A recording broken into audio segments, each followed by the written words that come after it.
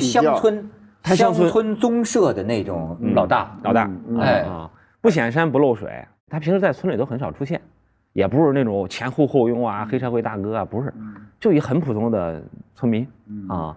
但是呢，他平时主要在外面活动，因为他还是人大代表，他还是这个各种有身份，就是外边，说他的主要工作就是陪外边的各种资源方啊，不管是大老板还是领导啊，打牌，啊。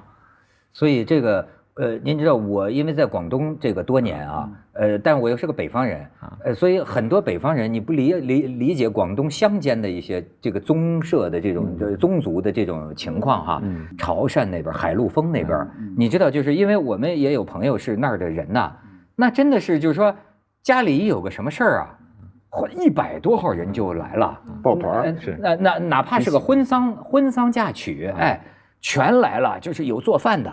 有这儿在祠堂里这商量事儿出主意，就是等于你根本不是咱们习惯的这种一家一户的这个概念，它倒是让咱们看到早期的中国乡间的那种，他们那儿现在还是这样，至少那个博社村还是非常明显的。最明显的，你说你进去那村里，我第一次去的时候特别震撼，就它大概有40座祠堂，这什么概念啊？就一个村有40座祠堂。以前我们印象是有的村内有个老祠堂，那也是1个2个的，它就连片的40座祠堂，这就意味着它这个村里至少分了40个分支，就一个人从出生，尤其男孩从出生开始，你就给你定好了你是属于哪座祠堂下面的，哪座支这个分支分脉下边的，然后到18岁的时候，你还要去成人礼，你结婚什么的，你必须得要去拜老祖宗，就每年有很多仪式。每个人的身份最鲜明的标签就是你是哪个堂的，啊，所以他这个就是非常的还保留着这个传统根深蒂固。宗族思想，中国是这样啊，中国在这个中国古代传统文化中呢，语言系统是非常重要的。凡是独特语言系统的人都有极强的宗族思想。哎，您讲这个，你看，你像潮汕地区，你像温州地区，就中国这些语言比较，就是外边人听着比较难的那种语言，他们的凝聚力都非常好。包括闽南地区，闽南地区也非常厉害。闽南地区到现在还有非常好的风俗，就是我去这个厦门去啊，后来就发现他们现在盖的那种新建筑啊，经常是这种现象，这一个门就来一个人跟你谈，说这门我买了。说这个或者我买3门啊，这半个楼我就给买走了，全是他一个家族的人啊。他住在就是他把原来那个祠堂就那个村里那个现象呢，因为他被迫进楼，所以他就把这个楼买了。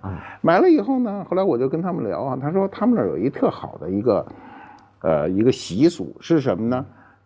就我们老说的多年的媳妇儿熬成婆，在婆媳之间没有人断对错。婆婆是对的，永远是对的。你要不服气，等你到婆婆那一天。对，她就变得所有的事情变得非常简单，没有人去，就是你做一儿媳妇说我们家婆婆什么什么，她也后来就没人说了。她社会就变得凝聚力非常强，这婆婆说一事儿就全都去了，就这么简单了。不错，您说这个，我想起来，我有一个温州的很好的朋友哈，我对他有一次印象很深，就是啊，他到深圳来玩儿，跟我打电话。我就想好久没见了，我就想拉他上我们家来玩嘛。然后他当时呢，在一个酒吧，还是在一个歌厅什么的哈。然后我就去聊了一会儿，我说那个，请你上我们家来玩。他说行啊，就走。后来我说咱们打一个车，他说不行，得多打4、5辆车。我说为什么？哎，这后边10几个，这10几个。我说你自己跟我去不行吗？他说不行，他们得跟我在一起。最后我也是很惶惑，就打4、5个车去了，你知道吗？因为我不知道怎么应付这种局面。他说他都是我的老乡，我们温州的。他说我到哪儿他们到哪儿，然后呢就在我们家客厅。最后这10几个人呢盘踞了我们家客厅，坐沙发上看电视喝啤酒，然后我跟他呢蹲在角落，不是坐旁边角落抽烟。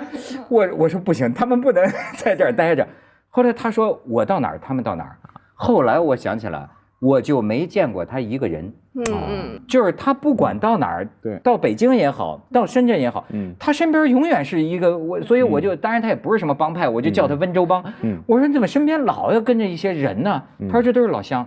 我估计蔡东家可能对，它这后边还不只是完全是黑暗的，它甚至也有那种相互提携，相互帮后辈的那种感觉，它甚至有点责任在里边。就是他可能前边，比如说这个父亲啊，或者祖父一代是堂兄弟啊，或者干嘛的，所以你作为这个小房头的头，你是有责任要去提携后辈，照顾家族。啊，没错。对，我记得我看蔡国强的一个纪录片，就那艺术家，他去哪个外国办展览，他也姓蔡，他也是一个房头，蔡房头，就是把他们全村恨不得都带着，所以我觉得他也是就是真是全村跟着走，全村跟着走，所以我觉得可能是那个地方的习惯，而且我觉得可能潮汕的他们这宗族文化又有点特别。我原来看一篇文章就讲为什么他们宗族文化这么厉害，其实因为讲清朝的时候，那时候为了方便收税，他们就按宗族收税，所以就是一个大的族长。然后他就是控制这个所有的地方的这个家族里所有成员的钱呐等等。那如果你是不在这个宗族里，你就要加入某一个宗族，这样就是收税找到组织，对，这样收税更方便。所以我觉得可能就从历史延续下来，他们的那个宗族感就特别特别的强。对，尤其他那个就是他形式感的东西，就是那个祠堂。你到南方现在就保留最好的祠堂，大部分还在南方，北方就完全破落，甚至被拆了当文物都卖了。对啊，然后北方呢是北方的整个农村呢都是非常分崩离析的那种小自私、小个体。像这个尤其我们说的是岭南哈，比如广东、广西，这个福建这些地方，还包括江西一些地方哈，它是一种大自私，就是这种一个村儿是它是一个自私的现象，而且就是它那个就焦灼在一起，你弄不动它的这种速度。就是它凝结速度特别快。你比如啊，就我想多年以前啊，我到法国去，法国去都是温州帮。法国当时呢，这个有好像几万温州人，他们迅速就能集结在一起，马上就凑钱。而且那个凑钱的方式特别简单，比如说今天我们要做一个事儿啊，说需要3万块钱，咱这屋里有几个人，30个人啊，一人拿1000。这钱就扔上了，不需要线条，没那么复杂，什么都不需要，就是他们就在这桌子上就完成了。那北方人，好家伙，就算弄，他说我拿1000啊，2月了，那1000还没拿出来呢，你知道对不对？是不是这个意思？所以你就看出浙商对经商不一样。他首先我刚才说他凝结速度非常快，就表现在这个资金的应用上，愿赌服输。对，当时是什么呢？那温州人呢，可有意思。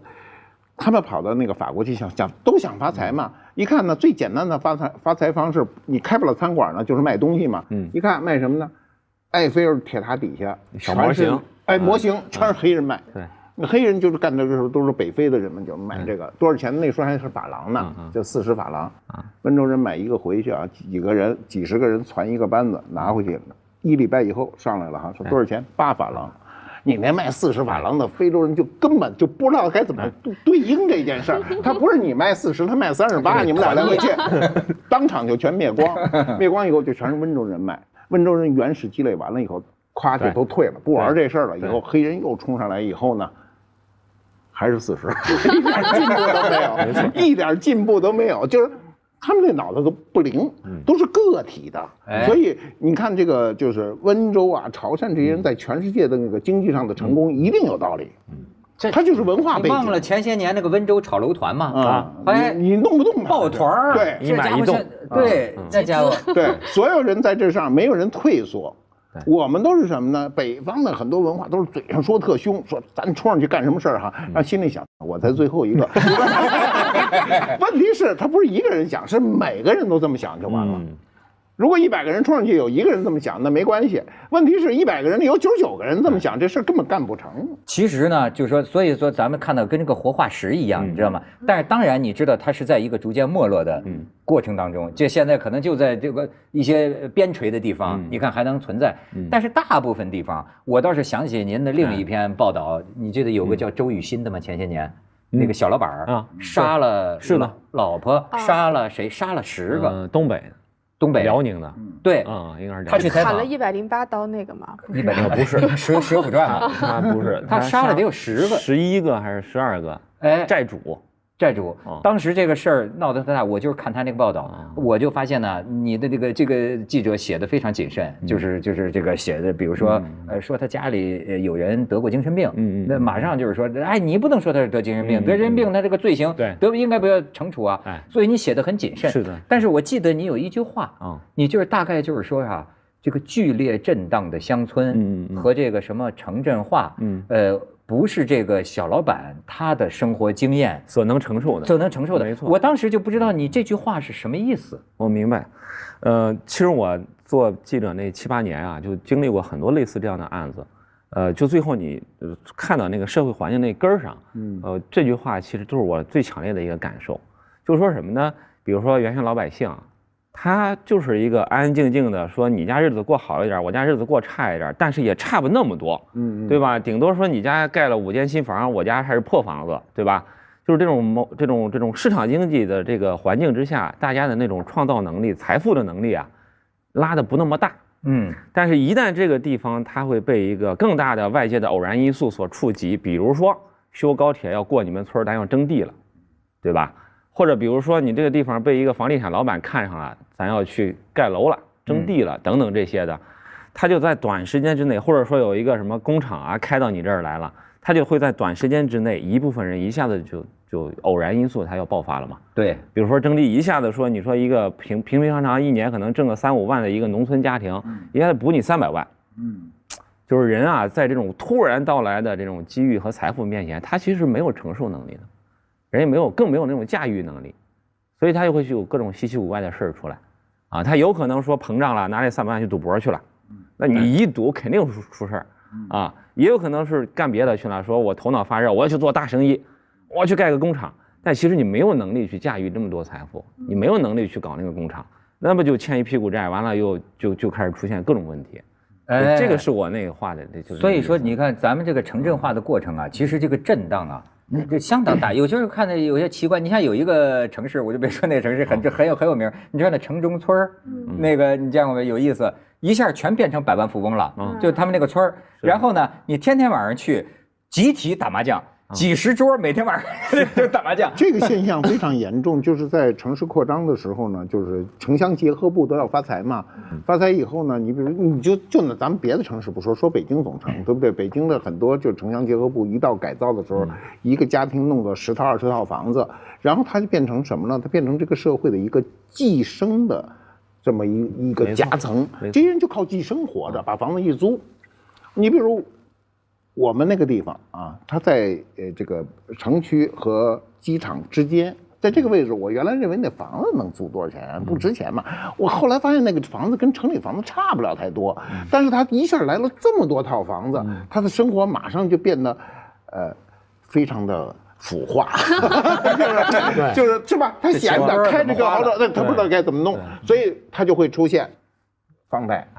放贷肯定不是银行利息，就是高利贷，是的，就会出现各种人命就出来了。最后你把人逼死，他就把你弄死，就这么个事儿。所以恶性案件就会增加。所以方舟，你看你是作家，作家应该观察社会心理。我就觉得这个中国今天很多心理需要适应。你比如说包括说熟人社会，像你采访的这个，那但是现在很多人又跑到城里去了。他实际上，我甚至觉得现在可能全体中国人都需要适应一个从熟人社会，向这个陌生人社会的转变。您刚才讲语言，我有一个特别，我一直想跟你讲这事儿，挺有意思。我觉得我都是一个熟人社会的人，因为那天我看一个英国留学生写，他说我们到了英国，我才发现呢。什么叫陌生人社会？会就是说，每天告诉你新闻的是陌生人，对吧？你病了照顾你的是陌生人啊，你死了烧你的也是陌生人，造你那个盒的都是陌生人。他说，但是呢，他注意到，比如在英国，陌生人见到面也很可以信任啊，就是你比如说那个送报纸的，有时候啊就不给你送车库去了，那门都不上锁的。对，他跟房东说这还了得，房东表现的没什么了不起嘛。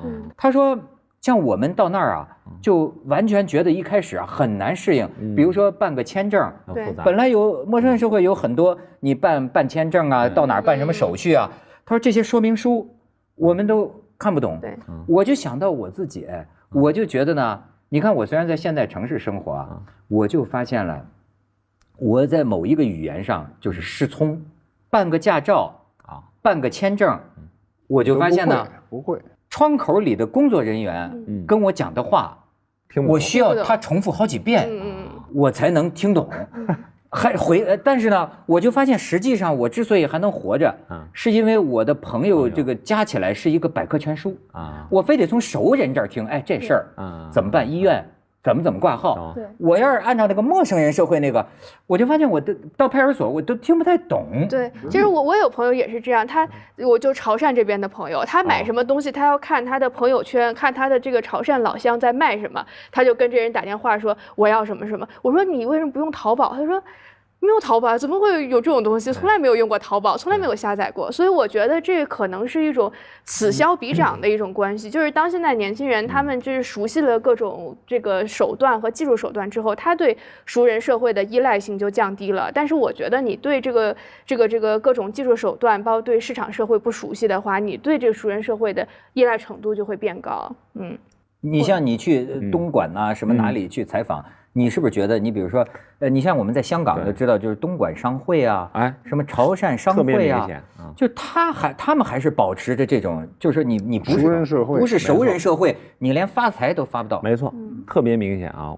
我做过一东莞的报道，那时候我们就专门我想去了解一下东莞这个城市很神奇嘛，就是它既不是特区，不像深圳这样有名分，对吧？但是它的繁华和发达程度，这是超乎我们想象的。对。所以我那个报道当时很有意思的一个发现是什么呢？就是说早期东莞来投资的这些老板主要是港商，而那些港商其实就是当年从东莞逃港，那个逃港潮出去的，然后老乡啊、堂兄弟啊什么的，在香港立住脚了以后，办过70、80年代办过工厂，积累了一点资金，所以到了80年代初，那个东莞当时这个领导层、市委书记、市长很开明，他想一办法招商引资是怎么着呢？就去打听在东莞你家谁当年逃港出去了，你家这有什么亲戚在香港那边办工厂呢？就是让你去香港去跟他好吃好喝，把他劝回来，能不能回老家办一个工厂？就整个是这个同乡会当年这个家族一串一串的给拎回来的。这是说这个改革开放之初，你发现没有？这还是爱国华侨。对吧？带来第一波，对，他这个本质上还有点投亲靠友的意思啊。你刚才讲这个熟人社会和生人社会之间呢，主要的一个问题是我们今天没有信任，而且是缺乏，就是极度缺乏信任。你做什么事情，尤其跟你近的，比如你家里请一个人保姆，你第一个你要防止他拿你东西。他确实拿你东西啊，不是每个人都拿，他准有人拿你东西，而且一旦拿你东西，这个事情被放大以后，所有人都开始不信任啊。过去我们小时候就没听说过就是家里请的人去拿你东西，怎么可能呢？然后还有什么呢？就是你看到大量的新闻报道，比如那天我看一个人说他那个孩子小的时候半岁的时候请了一个保姆，结果2个人一忙，那保姆抱着孩子没了，一走26年，那谁受得了啊？所以这种事情呢，他在对社会的打击是非常大的。那么就只好相信熟人社会。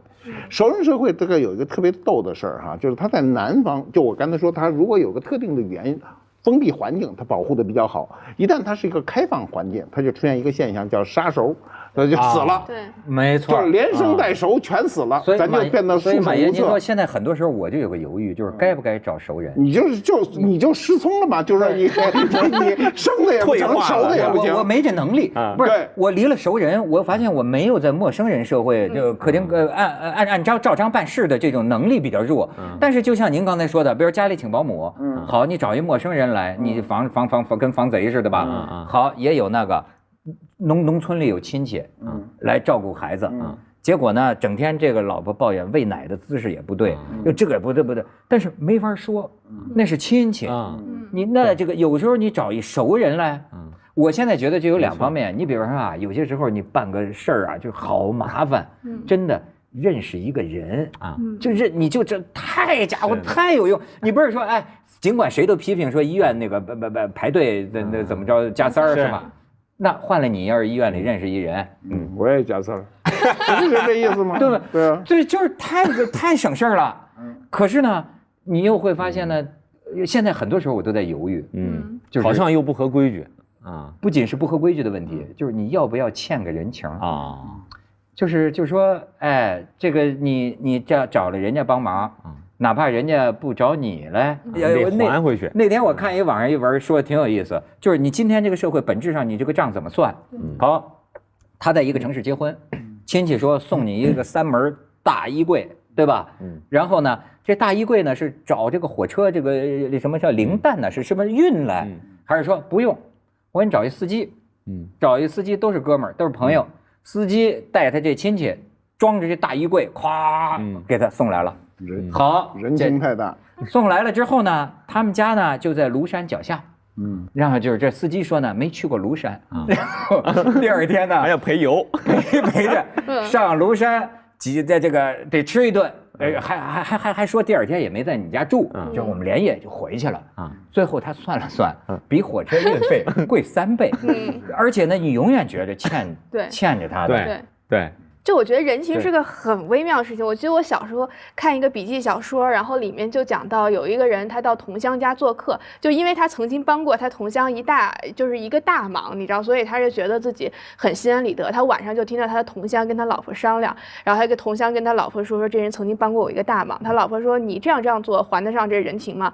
同乡说还不上，然后那时候那你再加码，再这样做呢还不上，再这样做呢还不上。那老婆说那就只能把他杀了。然后这人听到连夜就跑了，你知道。所以我就觉得确实你有的时候你也不能帮人家一个大忙，人家觉得还不上，反而造成很大的一个负担。我一个朋友他就干脆去了这个眼中钉。我一个朋友他就形容挺好，他就是说帮忙这件事儿，他就分利息和本金，就你相互帮点小忙，你动的是利息，有借有还，钱生钱。但你如果动了这个大的本金，你帮人家忙也好，你被帮也好，你都要考虑到你能不能承担这个后果，你有可能就被干掉了。对，马爷，你现在求熟人帮忙是个什么心理？我现在就很痛苦嘛，就你看我没求过你嘛，我也都求您了，都是人求您，不是这样，不，就是你求一个人呢，今天你会有一种内疚感。尤其像我们这样啊，就因为我还有一个年龄，就是我年龄比较大了，然后呢，你还有一个假象的社会地位，然后你去求人家，人家就有人办不成的时候，他会特别努力，特别努力，还交代不过去，交代不过去，弄得你还很痛苦。所以呢，每次都是会试探，就说谁有什么个路子帮什么。我们今天确实是一个人情社会，就是你没有这个路子，你很多事儿就死活都办不成。最后突然你找到一个人，就很简单就把这个事儿办了。对，那所以你就被迫相信这个熟人社会啊，相信我怎么信任你。过去那种生人之间的信任，就是丢得一干二净。我就讲一个事儿啊，我刚才你们讲这个生人熟人之间，我忽然就想起一个事儿。我想想，我结婚都30多年了吧，就是我老婆那时候刚跟我结婚啊，那时候她自个儿去杭州呢，到杭州以后呢，她要去到灵隐寺进去拜佛。她拜佛的时候，她比较信佛呢，她就说我身上第一不能带钱，第二不能带什么，就什么都不能带。然后她就把一个书包呢，把她的钱包、书包和身份证件什么就搁在这个书包里呢，就是她路上认识的一个人，她给了这个人。他说我进去拜佛，你等我哈。他一进去呢，比他想象的时间长，大概有2个小时才出来。那人还在路边等着他。你今天先别说有没有这人，今天谁敢干这个事儿？你根本不认得这个人，就不认得，就非常信任。那时候那个社会，这时候我说就大约30年前的社会是如此的信任。如果不是一个如此信任的社会，他也不会去做这个事儿。今天有没有这种人？我想依然有这种人。但是没人做这件事儿，人有的是，不敢给。我今天给你我就敢，但是人家不是。假设你不谁都不认识你，对呀，咱们在座的人都会在那儿等2小时，但是谁会信任你呢？这是有个问题。所以您这就是我记得是陈寅恪啊，现在要读陈寅恪嘛，是吧？讲过一句话，就是说这个道德变换的时代啊，他说有一种人叫巧人，有一种叫拙人，笨拙人啊，就是巧人就是享受了新规则的权利，用新规则的权利避开了旧规则的义务，用旧规则的权利呢，避开了新规则的义务。他说这个拙人其实就是老实人，就是笨人，就是承担了双重的义务，没有用好权利。对呀。但我觉得，其实，在现代社会，我遇到的一个问题，就是我以为我是摆脱了熟人社会的一代，因为我也没有什么这种亲戚朋友也都不在，亲戚也不在北京，然后我也以减少自己的社会需求来降低自己的社会关系，你知道，我不帮人，人家也不帮我。但我就发现一个问题，就是在现在这个，你不知道谁就成为你的熟人。我那天遇到一个事儿，我很苦恼，就是我的中介，人卖我房子的中介，他找我借10万块钱，他说姐，这关我实在过不过去了，我找你借10万块钱，他说我们都很熟了，我就觉得怎么说我们就很熟了，但他认为你看我天天见到你，我还给你卖了房子，我们就成很熟了。然后我最后没借给他，但我内心非常的纠结。然后我妈那天还遇到一个事儿，就是因为每天找我们家送快递的都是同一个人，然后那个快递就说大姐，说你借我5000块钱吧，我们都那么熟了。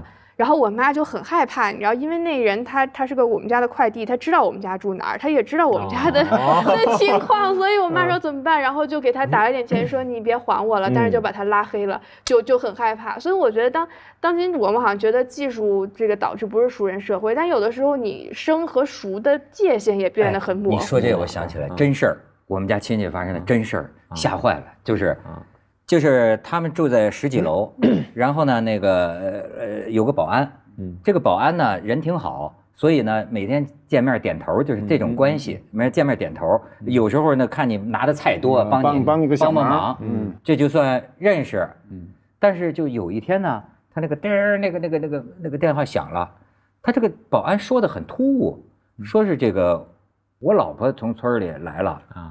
今天晚上能不能在你们家住一下？哇，那你这比借钱还恐怖。就是说他不用睡卧室，就是你们家不有个客厅吗？他就在你们家客厅地毯上打个地铺就行。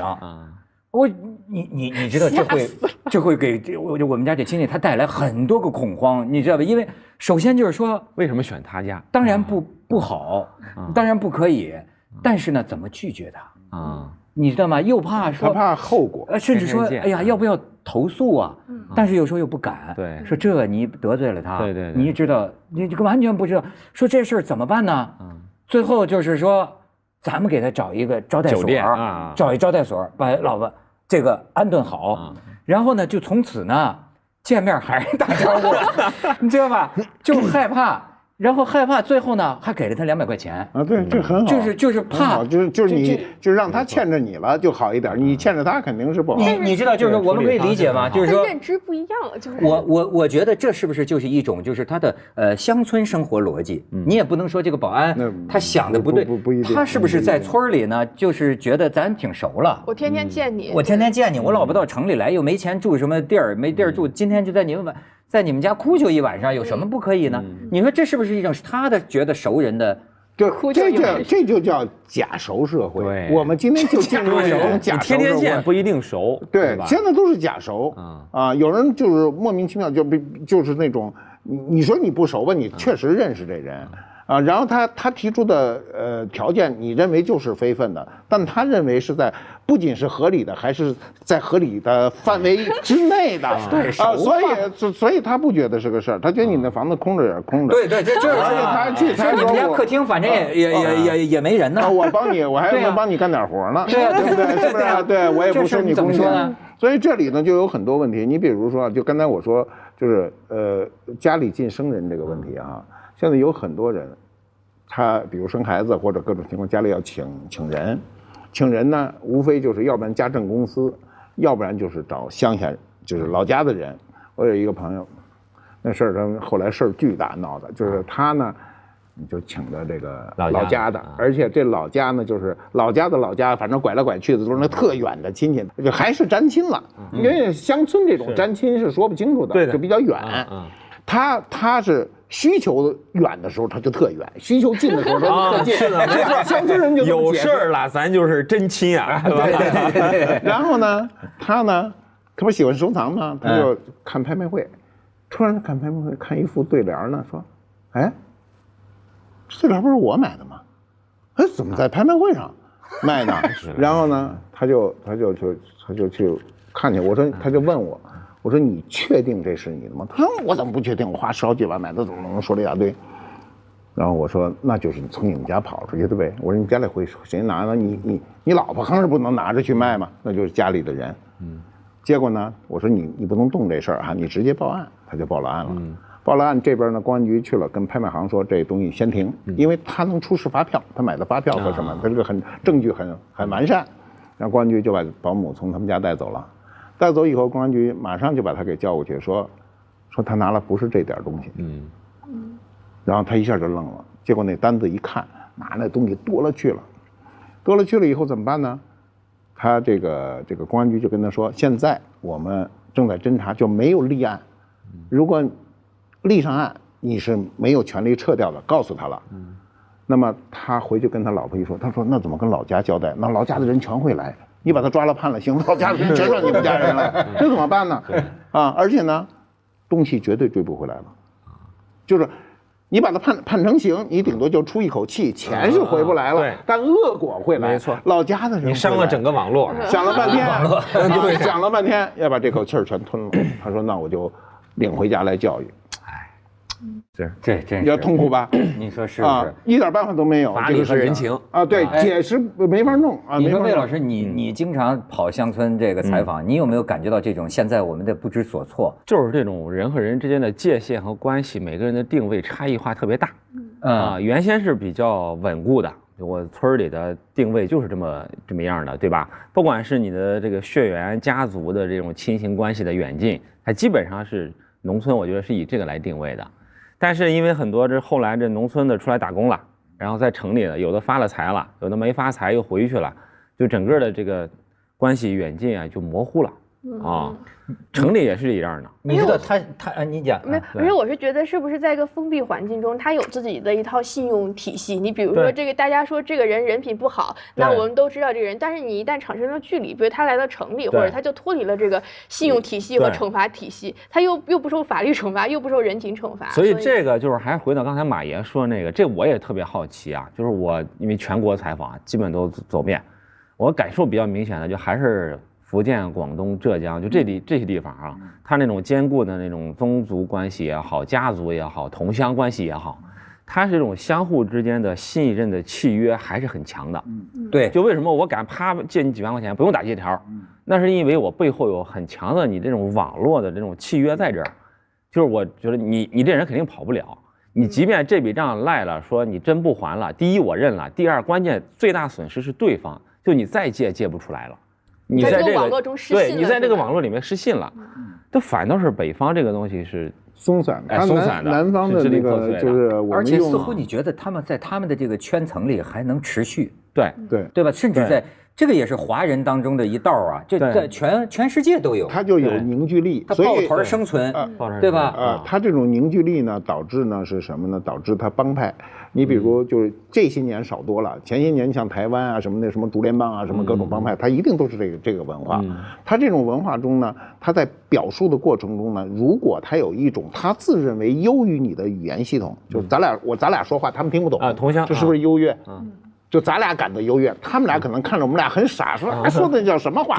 过去北方人说南方人说鸟语是吧？那是你蔑视他，但是他说这个话的人，他觉得你不行，你听不懂，你一套语言系统，我两套语言系统，我就优于你。双语是不是这个意思？所以过去那个为什么就我原来讲过哈，就中国早期做生意发财的全是特殊语言系统的啊，中国4个地方的商人是层出不穷，一个是潮汕地区，一个是闽南地区，一个是就是温州，还有一个宁波地区。这中国的大商人，你挨个排，就你能说出名的全出这4个地区。而且你感觉啊，这个思想改造还真没咱们北方人彻底，是吧？咱们你比如我说的是什么意思啊？就是在有些像你说的这些宗族社会里啊，他在这个圈子里，你比如说他对外界社会的法律和道德，是个什么态度？就像蔡东家他们，你知道吗？我见过这样的人，就是你比如说听说谁家被公安局抓走了，对他来讲是不问对错的，然后哗100多人聚集在一块儿想怎么办？捞，就给他送钱，给他送钱，他完全是一个这么操作的。那你不是他不像咱们，咱毕竟知道，哎呀犯法了，是吧？咱都躲着，对，千万别沾着包，对，千万别沾着。你就是说，你看他们就是等于说在咱们那个新中国有几十年，其实中断过，但是呢，后来这个根儿的深呢，就是你看一过去了那个时期，哗一下子它又是这个系统，没错。那个博社那个村就很明显啊，它其实最兴盛的那个宗族就大修祠堂，那40所大批修建是在。你可以看看这照片，咱有他这，对，这就是它其中一个祠堂。电视剧就是根据这拍的，对，你看它这个金碧堂皇的，里边院子很深，有3进的，就是这种院落啊，然后就有钱的，比如说这个蔡东家。他家这个就是他修的这个主祠堂，他们村这个总祠堂，他就是捐款最多的。他捐50万，啊，那底下的就不能超过他。啊，就是都捐个，还不能超过他，底下你不能超过他啊。然后呢，就是回到说这个祠堂，这个就是第一次浪潮，应该是在清朝初年，就乾隆、嘉庆年间就开始。那个时候呢，博社是那种做糖、制糖业，而且它还有甲子港，有那港口啊，就是经济的发达带来了它第一轮祠堂，就赚了钱了嘛，就开始为自己的这一支来立祠堂了。对，光宗耀祖。对，光宗耀祖了啊。然后呢，这个中间呢，到了民国年间又是第二轮，就民国年间第二轮呢，也是因为除了它经济这个还比较繁盛以外，更多是那个时候其实是整个混乱，这种治理权就是政府，它就是到末梢它已经是下不去了，对，弱势政府，人家混乱混战，对吧？所以它只能靠这种宗族来治理乡村啊。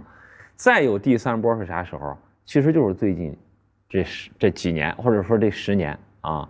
本来他这个就是建国以后啊，确实是没落了，就是大一统了嘛，然后吃公家饭，完了整个就这个均贫富是吧？然后就这个宗族这东西不鲜明了，就是从90年代末，就这博社这村他开始搞市场经济又起来了。我当时记得很深，有一个导火索是他要重新分虾塘，就是养虾的那个池塘，是他们那村里这个经济收入最好的一个来源。就那时候90年代，那时候还没有制毒贩毒啊什么的，还没到那时候。虾呢？对，就是有本事的，就是比较能搞的人，早年出去做什么呢？走私啊，假币。这是潮汕地区也比较兴盛嘛。然后大部分老百姓在村里是靠这个种这种荔枝啊、养虾这样的，所以虾塘是一个最主要的、利润最丰厚的。所以他90年代末，他要重新分配虾塘，就是你家里要占据了很多虾塘的，你承包到期了应该拿出来。有人愿意承包，咱要重新分配，这一轮财富的重新分配，这个宗族又兴盛了。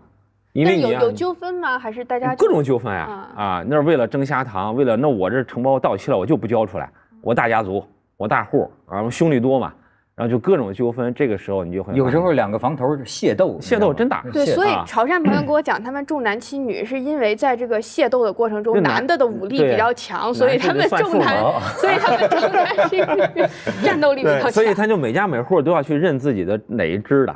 你这往上扒，你是一只大只的，你在分祠堂、分那个虾塘的时候，你话语权就强嘛。就开始重新找各自的。所以他南方这种血亲关系特别重要。你注意看啊，就中国的就是改革开放40年以来啊，大的起来的都跟家族有关。你比如说，我们先说香港地区啊，你像李嘉诚啊，现在把企业都交给2个儿子，香港人4大家族。你看他这种家族，潮汕人呢，都是潮汕人。你看香港的这个4大家族，它全是家族企业。是，你注意看南方的企业做大的都一定是家族把。你看最近就是很多第1代人都交给第2代人嘛，他还是这种家族。在这种家族当中呢，他有没有矛盾？有矛盾，因为肯定都有矛盾嘛，有矛盾。但是南方的这个大量的这个企业的家族呢，有矛盾都自我去消化解决掉，但北方的就分崩离析啊，把对方搞进监狱啊。我记得这为什么呢？就不知道为什么，就是我就认为是语言系统没有凝聚力。我记得那个黑格尔，它是一个文化的原因。这真是挺奇怪。东莞那个也是这样，有时候真的我有北方全都分崩离析了，就是亲戚之间做不大，分家做大的时候不是分家就闹掰了。掰了倒是好事儿，就咱俩掰，比如一人掰一个啊，你半个西瓜，我半个西瓜，咱还能吃。那是把西瓜扔了，谁都甭吃。我记得北京原来好多年前有一个夫妻搞了一个什么衬衫厂，弄得很好，最后丈夫把老婆给送进监狱，老婆给丈夫弄，最后俩人全进监狱，都是这么干，你知道吗？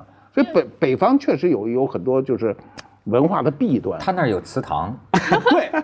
有可能，你知道吗？他不是咱们俩人的关系。对，我要是太孙子了，或者太不讲究，我这家族，我这个整个家族整个压力你受不了。对，就是黑格尔就说，这人类有3种组织结构，就是家庭，然后市民社会和国家。我觉得熟人社会是很微妙的，在这个家庭和市民社会之间的一种夹层，就是3种其实是并行的社会结构，并没有什么这个进化与否。那我觉得每个社会有不同的准则，就是当他有自己的准则的时候，他不必依赖于市场社会的准则和国家的准则。然后我觉得某种程度上，这种准则可能甚至更坚固和更牢不可靠，就是比这个市场的准则。还有一个是更高效。对，高效，家族高效。哎，我明儿要干什么？今儿晚上开一会解决了。你今天的现代法治社会，光你那个法律文件得半个月，你那肯定你就没有竞争力嘛，对不对？等你都拟完了，那商机过去了。这个你们讲的深了，我觉得还真是有这么一个问题，就是说在任何国家呀，都有一个中间的组织形态，柔性的一种。你比方就像方舟刚才讲这个什么黑杆，它确实是啊。你看现在也有人说，你看咱们这个国家这个城镇化进程当中有一个问题，就是说。中间的人到哪儿找组织？你知道，比如说一方面现在爱国观念也很高涨，对吧？但是国家是个非常大的概念。另一方面呢，你比如说城市里的小年轻，或者说农村到城市里的人，他就是以个人为单位。好像个人主义也开始比较冒头，对吧？就是自己管自个儿，陌生人社会。但是你发现没有，即便在美国，你发现没有，美国最多讲的什么社区？对，它还有一个这么个概念，就是我们这块儿好像团结在一起，很多利益都是这个社区的共同的。很多时候社区必须统一表态。对了，决定公共利益，我家的这个墙。比如你们仨是一社区的，我要搬进去，我说我想买一个房子哈，你们3个人一说那土财主不能让人进来，那我就进不去，就这个事儿。但是美国它形成有。你看他美国总统讲话，他不光讲国家，他特别强调社区，我们为我们的社区而骄傲。这样的话，他也有一个自助吧，至少是互助的一个中间的组织形态。对，咱们现在这个好像这方面要不就是属于像活化石似的这个宗族，要不呢就是我们社区原子社会，我们社区的那个什么居民委员会什么的，一开会就吵着蛤蟆坑，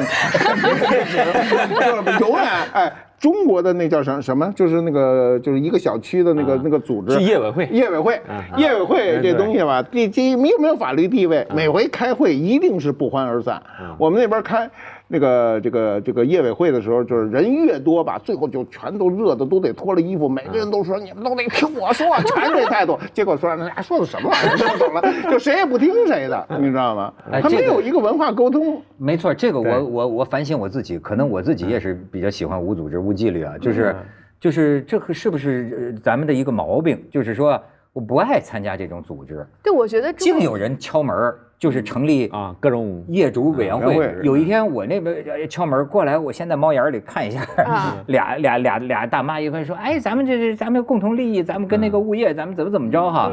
你知道最后我犹豫半天，我说这不是我的房子，我没住这儿。我说我朋友的，没有，我朋友在这儿，我临时在这儿住2天。我就本能的好像不想。我觉得可能是中国人或者很多人，他们就对于这个公共生活是有种畏惧，尤其是现在年轻人。对你比如说他对公共生活的理解，就有人要管你，然后他一到一个这公共生活的领域，他就觉得自己要被规定，就是他对那个责任和义务的观念，你对他人的责任和义务，我觉得他没有一个这种概念。就我们的公共生活，我觉得像我这一代，我到大学毕业就结束了，你知道，大学毕业那对我是一个空间的一个限制，我在一个非常逼仄的空间跟大家一起生活，你也不负有责任和义务。但是我觉得，所以我觉得可能我们对于公共生活，你对他人的责任和义务，好像一直缺乏一个建立起来的一个机制。实际因为是你独木难支，一个人怎么着，我们从小被鼓励行使权利的这太少了。对吧？你没有行使权利的欲望。你看我们小时候，我刚才想这个社区概念啊，因为我小时候都在那个军队大院里你们那也算社区啊？它又很有意思。第一呢，大家都特别愿意做无偿的劳动，比如打扫卫生，就有人一喊，各家各户谁不出去，人都觉得丢人。是，对不对？灭蚊的压力，对，什么除四害、灭蚊的、打扫卫生，人都是拼命的出去，都是免费的啊。这里有没有矛盾呢？我们的孩子里都有矛盾，但出去打架的时候没矛盾，团结。我们是空军大院的，跟海军大院的，海军大院的，海军大院的人也这个态度啊，就是他自己肯定也有矛盾，但是他出去跟你的时候，他也抱成一个团，就是他。你说他有什么利益吗？我想他除了有一个荣誉感，没有任何利益。那时候没有任何利益，但是绝对不会有一个空军大院的孩子站到海军大院的那群里往回打的，没有。叛变是不是因为不可能有？是不是因为有归属感呢？还是我们现在没有什么归属感。对啊，这就说明人性当中是需要归属感的，它是一种安全感，也是一种保护，对吧？你有组织嘛？对，他说那个对，保护。比如说哈，我们出去，我们一出去，我们这边出去的人多啊，每个人心里都特。对，就安定，就是我们人多呀。对，那这边一看，哟，他们才来10几个人，我们这30多个人呢，这从正式上他都有这种归属感。你要这么想想，我现在还是熟人社会里的人，就是我的安全感，不是你是谁都是。我的安全感好像还是来自于我有一圈朋友，觉得有什么事儿啊，好像还有总有人帮忙，总有人就会支持你吧。对，今天的社会变得不信任就是速度是加快的。你比如你在北京，你假如你到北京来，你举目无亲，有一个人给你领路啊，最好的他是给领进一个旅游商店提成去，这是最好的结果了。剩下你就不知道还有什么花点冤枉钱，对吧？这那还算一好人呢，啊！改革开放以后，我在这个就是我那时候我在出版社嘛，那时候就是所有的就是旅游经历都来自于出差，所以特别趁着年轻特愿意出差，哪儿都干。我第一次到上海去。那时候都是公共交通，下了火车以后找公共汽车，也没有什么现在有各种方便的，那都没有，就是到处问。然后有一个人特别的就热心的给我领道，我当时找那个上海作协，就是巨鹿路，好像是他妈600多号是多少号？巨鹿路特长那个路，上海路都比北京长，没人陪着我一路特高兴的就给我领路，说各种事儿，然后最后。到那个作协门口的时候，他一下就把我拦住了。他说：“我问你个事儿。”我说：“什么事儿？”他说：“你是北京来的？”我说：“对呀。”就已经都闹明白了。他说：“你身上有那个通用粮票，咱俩换换行不行？”后来我才明白为什么他这个陪着我很高兴，因为粮票对我来说，我在那个地方，因为到招待所去，你的出差吃饭得交粮票的，你交的粮票和通用粮票都是一样的，你该吃1斤就交1斤。对，但是这个。地方粮票跟通用粮票价值是不等同的，所以他就跟你要换嘛。那时候你会发现，商业社会会带来一个东西叫利益，有利可图，有利可图，他就愿意。那我们慢慢形成了这种有利可图的时候，那就变成无利可图的时候，没人去做。是啊。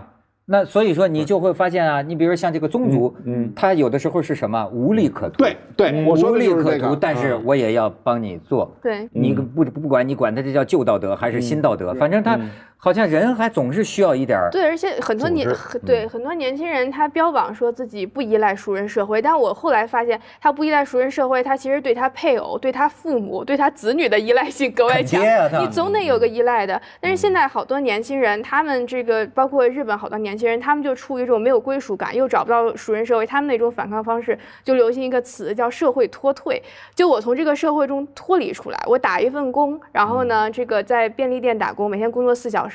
同事不停地换，所以我没有同事关系，我不跟父母住在一起，然后我这钱刚刚好够生活，但是也不能生活得太好。而下了班之后，我就在家待着，我就在这个打游戏，然后撸猫什么的。就他们其实就是说，好，那我也进不去熟人社会，也没有熟人社会，我就从整个的社会生活中脱离出来。我觉得这特别可怕。对了，日本人都被自己亲爹杀了，你知道吗？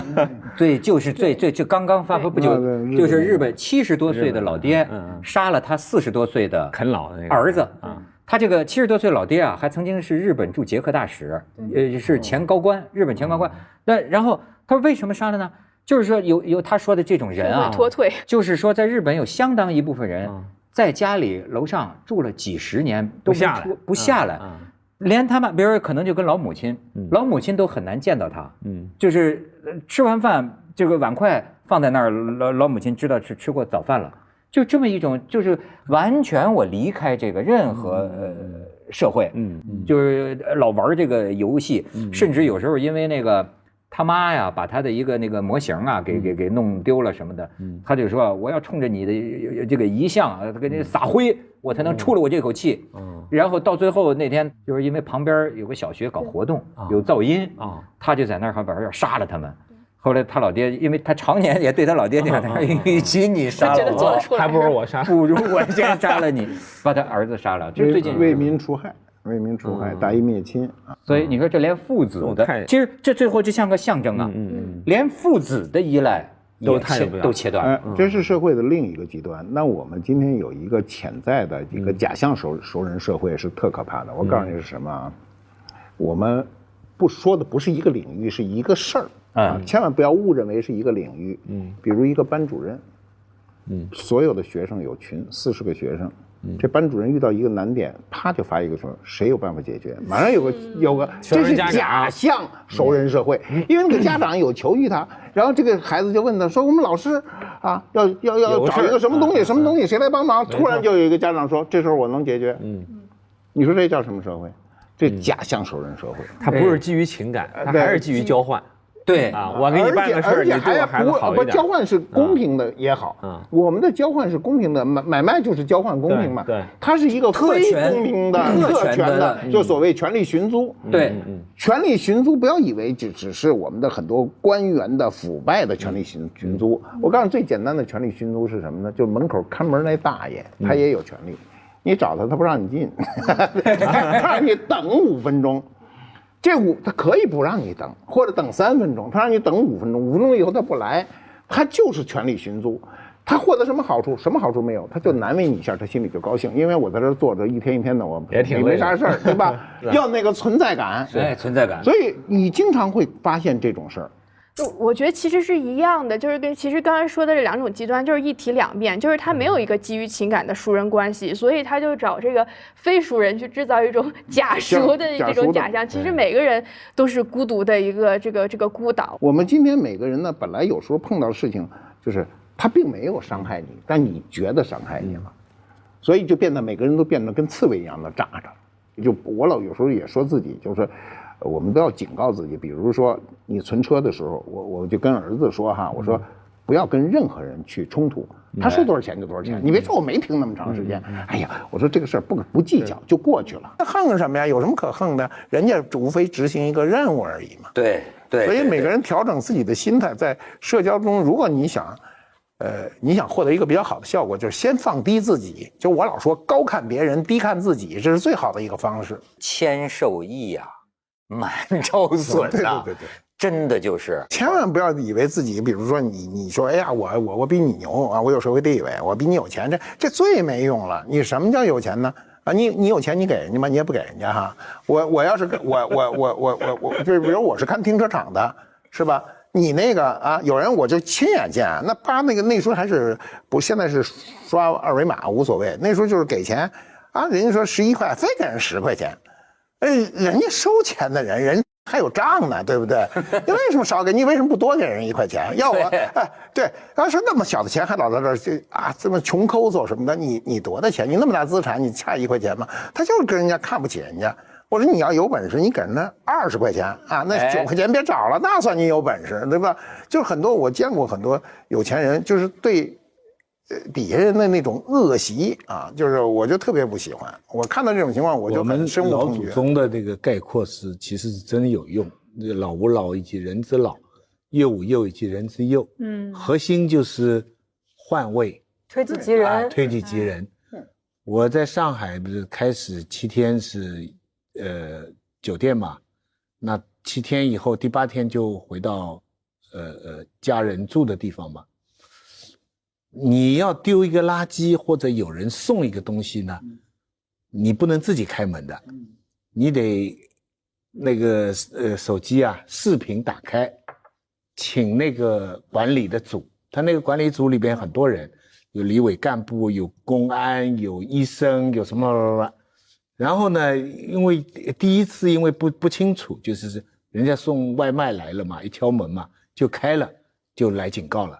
就是说你们这样不行啊，你怎么擅自开门啊？你没给我们看视频啊？这中间就有不愉快，但后来不知道怎么第2天什么就跟这个里边帮我们量体温的那些人就聊天了，就一聊天呢你就谅解，就没火气了。他说他们这么10几个人就为了你这么一个人来，他们每2天要做1次核酸。真的，哎，那我一下没火气了，因为我是旅行的人，他们说这一块地方就你这一家，他们这个组每天，也就是说我任何时候打视频去，他要有人，那他等着平常干啥呢？对不对？他不来骂你就蛮好了，对不对？你们这些人跑东跑西干什么？对不对？哎，我们来为你方便，把你否则你在酒店啊。后来想想，人家为了你2天做次，2天做次，你有什么好怪人家的？这真是啊，谁都不容易，站在对方的谁都不容易立场上。但是呢，比如说咱们就说这个公司团建哈，这些年轻人可能都是刚刚到一个公司的，其实我觉得可能更重要的问题呢，不是说他不站在这个经理的角度上考虑问题，而是说这个经理没有站在他，你知道他的这个心态是什么心态？谁都特别讨厌强迫这件事儿，你发现没有？有一种压力叫社交压力，这个社交压力啊，你比如说哈，好多东西咱们都想不到，你像我小的时候，觉得那就是自发的，哎，我们那个时候住大杂院，好家伙，我每天呢跟个疯子似的唱戏啊，头上扣一个那个钢种锅呀，就是锵锵锵锵锵锵锵锵表演啊，大家就都这么看。你那不叫唱戏，那叫捣乱。不是，这就是小孩儿，对，就有点表现欲吧。但是呢，你看现在有些年轻的朋友跟我们一说，他们的一大危机就是什么呢？小时候表演节目，对他们来讲这就是一大危机，就是很多小孩就几个家长在一起的时候。哎，给我们就会英语，给我们背个英语，或者说背个唐诗。这个是父母最不应该干的事儿，就是小孩的自尊就。哎，就是我现在发现今天很多年轻人，就是说一说起来，那像噩梦一样，就是。那是指很小的小孩吧？不是，他们有这个小时候的这种记忆，所以他们就说有些时候团建的时候，那个尴尬的感觉就又有点像小时候。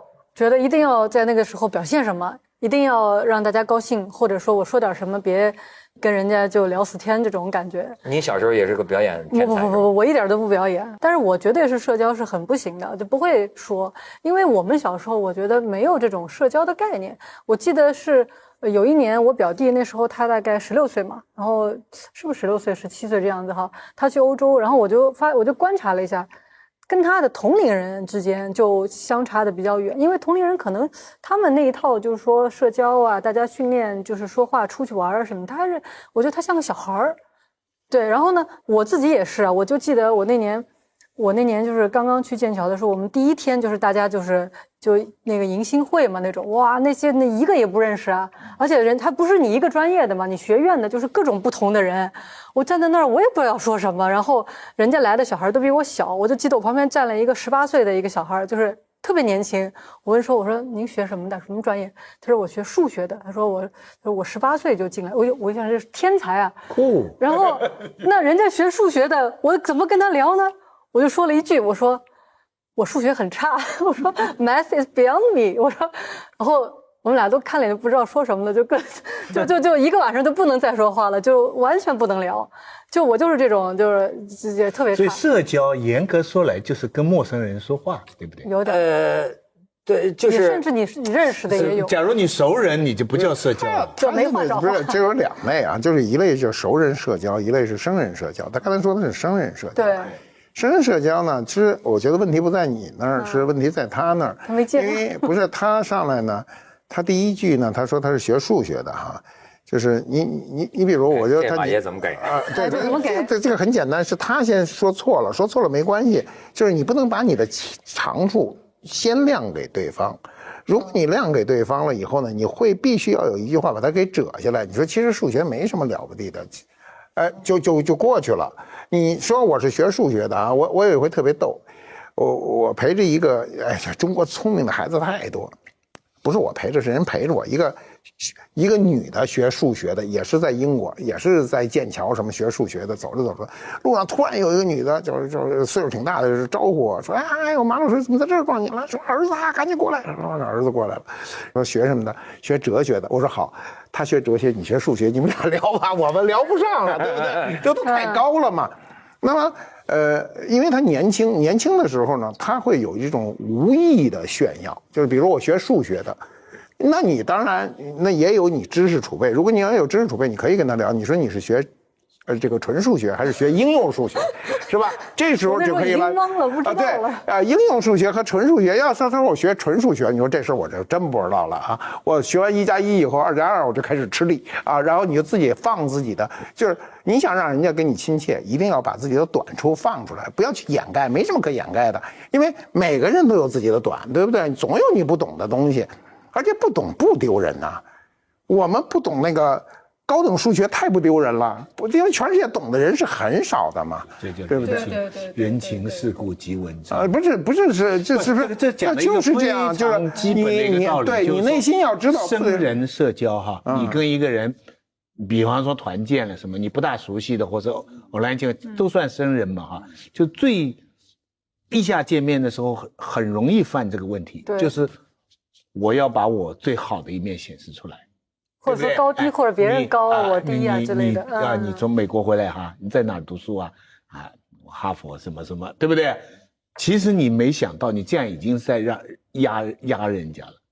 就是说，无形当中人家如果读的是另外一个什么学校，那是有什么神奇啊？什么神奇啊？你看一个很自然的一个本能，那越是年轻的人，或者甚至是越是自卑的人，他越容易拿出强的东西来炫耀自己，这个其实是你看有经验、有社会经验的人就应该避免，就是说你完全可以不讲嘛，像我们文涛出来躲在这个角落里，还怕人家认出来？不是，他那个对于孩子啊，就是他们在就是首次社交中亮自己的第一张牌没有问题。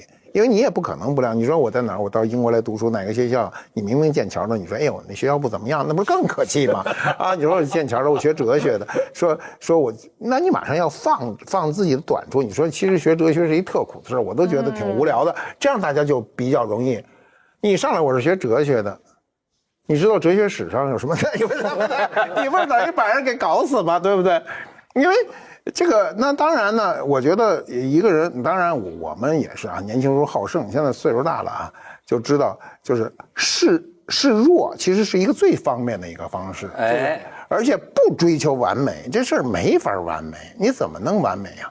像我这种都是年轻时候最追求完美的人，到这岁数我什么都不追求，示弱即强啊，对，这真是，甚至不是示弱，就是说。哎，您像您跟于谦不错，我就老说，你看这个相声，这个捧哏的，你知道啊，就有时候你在生活中聊天啊，你就分有人这个会聊天的，不会聊天的哈。有的时候你会发现啊，人呐，都有一种自我的表现欲。你看哈，比如说您讲一个段子，对吧？可能这个段子呢他听过，然后你就发现啊，有的人呢绷不住。就是人家刨活，对吧？人家底还没翻呢。哎，我知道，其实你这样做呢是双输，因为这个笑话既不是属于你的，也不是属于他的，是吧？你要成就别人的表演，别人才能成就你的表演。我就发现这个有的时候啊，每次都像第一次听，每次这样，这是一个修养。你知道。就是有的时候有一次我是听哪个老师啊讲一个这个故事，我就记得很深，说是比如英国国王和一个老大臣，然后呢这个吃饭，这老大臣老跟着吃饭，国王岁数大了，健忘，就讲了个笑话，这老大臣哈哈哈哈的大笑，后来呢就吃饭，过了5分钟呢，这国王忘了又讲一遍，这大臣哈哈哈哈的大笑。后来过了5分钟，这国王又讲一遍，这大臣哈哈哈哈！哎，这国王说：“我是不是刚才讲过嘛？”这大臣说什么？是吗，陛下？那刚才我也忘了。你看，化解尴尬。这世界上有的人，咱们知道，觉得自己有钱就牛，对吧？可是实际上，我觉得还有一种，觉得自己有知识就牛。什么事儿啊？我知道，你不知道。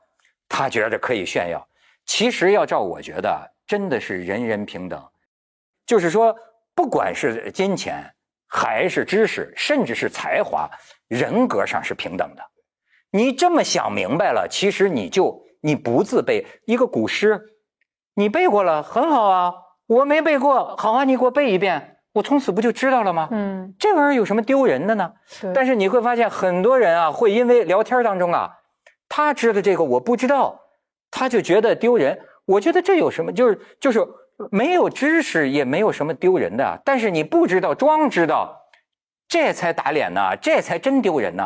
但是你刚才讲的另一种情况，这我们真是常犯。就别人讲一个事情，我知道他的结果的，还没讲完我就说啊怎么，就显出一个这个我也知道，其实这个很讨厌啊，在旁人看来很讨厌，就那么这个时候你就要有一份心，我觉得还是一种就是将心比心，就是说人家在讲这个事情啊，这个事情是有趣的，你何必在这个时候插这么一句？这就叫不解风情。哎，这个不解风情，一个是这种，还有一种人是说人。你比如你说提起一个人，那马上有人，哎呀，这人我认他，我说跟他熟，这种人最多。但其实也没有很熟，其实他没有很熟啊，就是这种人蓝化，要不然哎呀，我跟他怎么着嘛，就说一大堆没用的。就算你跟他很熟哈，你也没必要去拦别人的话。所以我在这儿，你比如我在各种社交场所，有时候提到某个人，其实我都认的啊，我也就是。一般情况下，有时候人家问你的时候，你迫不得已你得说，哎呀，就是认识，因为你说什么叫很熟啊？那你要说你跟他很熟，我问他，你跟他借钱，他借你吗？对不对？最熟的人，我说过，就是我们的社交范围哈，一个人一生中啊，现在我们社交的机会比较多，你一生中能跟1万个人擦肩而过，对吧？你3万天啊，活82岁，能活3万天，头1万天，后1万天，基本上没什么社交，到中间这1万天就一天见一个人嘛，就是你跟1万个人擦肩而过。但是你跟他有交集，能说些话，能坐下来吃顿饭或什么的人呢，不会超过1000个人，一下90%就丢掉了。这1000个人能够比较深的了解，就知道这个人的前世今生，你不知道是哪个学校毕业的，还是在哪儿工作，跟谁有过谈过恋爱什么，你知道这人就不会再超过100个，又刷去90%。那最后剩下10个人是什么？是可以借钱的人。就一般人都达不到10个人可以借钱。我们说借钱不是说问他说我现在缺200块，你借我，不是这意思。我现在缺200万。你能给谁个人？你能给几个人打这个电话借这200万无抵押的？那你不会超过10个人。哦，马爷您10个呀？不是，我1个都没有。妈呀，这社交狂不这叫社交大师了，这就。然后你想想，从1万个人到1000个人到100个人到10个人，其实是你社交的一个金字塔状的。你就是这点人，我们想我们在座的每个人手机中的你可联系的人，一定是上千的。你的朋友圈有多少人？我朋友圈从来不发，我都不玩那个，因为我不敢。我上次被他们问过，我上次参加另外一个节目，有一个他总额是多少？3000个吧？3000。我不知道朋友圈就是微信可以加5000个人啊，对，5000。就有一个人呢，他就是5000个人，你要再加他呢，他就要删去一些是吧？但是另外一个人呢，就1000多个。我就很自卑，我才300个，我才300个，其中还有一些名字我不记得是谁了。不是，那太，你要是说有几千个人，你不可能，你就加上备注也没有用。我加过备注，完了还是不认识这人是谁，也想不起在哪儿是联系的。对，还有很多时候呢，我觉得就是年轻人可能会觉得他这个他干嘛要跟这些人，比如说借钱要干嘛？因为现在我所有的社会功能，我找银行行不行？我找这个信贷公司，他觉得比如说我任何事情的解决，我是直接可以通过第三方的渠道解决。为什么我要跟一个人社交？就是还要寒暄，还要各种，可能还要维护这种情感。但是我们刚才讲的道理啊，不仅是讲社交和生人，朋友圈一样，我显示我好的东西来证明我现在生活的很幸福或怎么样。哎，这个东西啊，流露优越感啊，真的是人很难克服的一个本能。有的时候，我现在就是做这个自我审视的功夫。我有时候就要狠斗私自一闪念，我觉得你看这句话又在这儿跟人吹牛了。我跟科比拍过一张照，诸如此类啊。但这个是很难不做到的。他不是，他有两种啊，就是说。有一种呢是要嘚瑟的这种焦虑，凡尔赛或者这种愿望，对吧？但是呢，我觉得像咱们刚才说的这个讨厌去团建的这些年轻人啊，我觉得更多的他们好像表现出一种守势，因为我想啊，至少我身边有些年轻的朋友，我能感觉到就是他们是觉得，比如说他们要来我们这儿来。他会觉得是个很大的压力，因为他不知道能不能搭得上话，害怕你们觉得我呀不懂规矩，害怕我不知道该怎么表现我自己。那么特别像这样的人，有时候碰到了现在有那样有的企业啊，就那种企业文化，我真的可能想象他那种别扭啊，强迫着你，甚至还有那个呢，就是说就是到了有点像咱们觉得那个有些美国电影过去西点军校搞的那个玩意儿。你知道吗？就有点像有些学校里还有那种训新生，老员工，就是把你比如说你怕什么，哎，真的有一个网友说啊，他就是最怕跳水的，给从10米跳台上推下来啊，在游泳池啊。前些年广州出过一个事儿嘛，要体验，让训练员工的意志啊，就是在恐惧的时候怎么办？好，把他摁在水里30秒，哈起来，摁在水里30秒，哈起来，最后出人命了。就是玩这个东西，就是一帮人在一起，就是那个员工啊，大声呼喊。这个很常见，这个现在很常见。员工培训就是这种。我要不看，我还真不知道世界上有这样的事情。就是比如说围一圈，你说这是什么心理邪术啊？就是围一圈，这儿中间是个缺口，你呢就站在这个缺口这儿，然后呢，这周围这些人啊，就是受命必须批评你，你自私，你这个人这个心理阴暗，你这什么就看你心里的这个抗压能力。然后呢，就是美其名曰你这是帮助同事，谁不这样干？哎，也有个别人说，经过了这样的训练之后，据说什么就脱胎换骨，哦，他这斯德哥尔摩综合症嘛，重新回到工作上，简直就像是一头这个小狼。我觉得要是团建这要搞成这种玩意儿，确实是恐怖啊。不是，我觉得它有点是物极必反，是因为呢，我们就整体啊，我们只能说整体，不说个体。我们整体社会在年轻人的培养过程中，它的过程啊是幼儿园、小学、中学、大学。那么一般读完大学下来呢，基本上我觉得绝大多数整体的感觉是敏感的，都是敏感的。哎，是。他要培养社会的，你在社会上混呢，敏感不重要，钝感重要。日本有本书叫《钝感力》嘛，钝感力就是所谓钝感力，就是领导批评你一句，其实有时候真的是为你好。有的人批评一句就要你寻死觅活的，那肯定不行。就是你不要那么敏感。其实有时候，你比如说，你在哪儿，你可能今天有一个事情没做到位，然后你的直系领导可能瞥了你一眼，其实他瞥你那眼，他真没瞥你，他可能是想别的事儿，但是你就可能为他瞥了你这一眼，这一天就心神不宁，就过于敏感。我觉得判断事物的时候，你比如你判断一个具体事物的时候，敏感是非常有用的。但是你在判断人际关系上的时候，不要那么过于敏感。人家其实有时候没怎么你，但是是你自我觉得，然后引发连锁反应。